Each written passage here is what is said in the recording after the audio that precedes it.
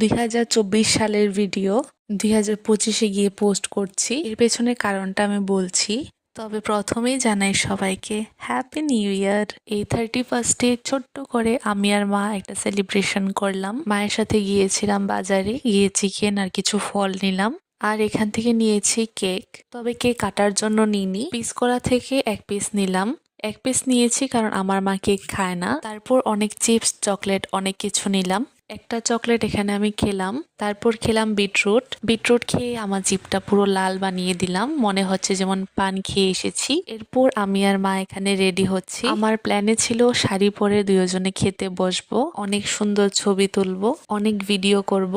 সেই জন্য আমাদের এখানে সাজগোজ চলছে। আগে আমার মা আমার এসব প্ল্যানে একদমই মত দিত না। এখন আমি যত বড় হচ্ছি দেখছি আমার সবগুলো প্ল্যানেই মা বেশ মত দেয়। আজকে যদি আমার বাবা থাকতো, আমার আর মায়ের এসব কান